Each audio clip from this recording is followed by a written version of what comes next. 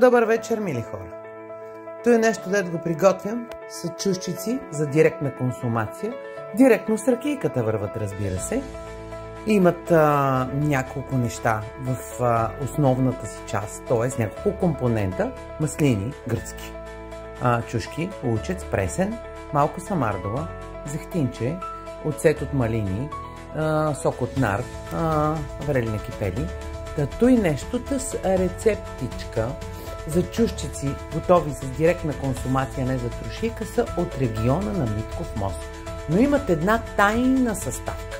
Преди обаче да ги приготвя и да споделя тайната съставка, да взема тук да ви плейтна, нали? Някои неща са от градината на Лелеви, други неща са от пазара до градината на Лелеви. Ей, тия примерно растат в съседите. Те са и растат в съседите. Та да продължим нататък. Договорихме за чушчиците. Ако никой не се сеща каква е тайната съставка, сега я споделям веднага. Всъщност вие няма как да се сетите, защото това е тайна съставка, нали?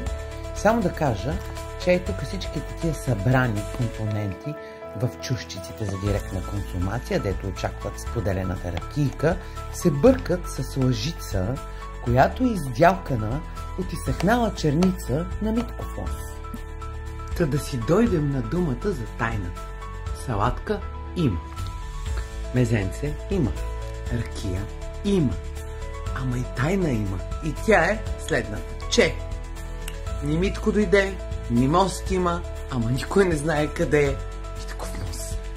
Хубава вечер, честит празник и отново имайте надежда, имайте вяра, давайте, за да получавате любов.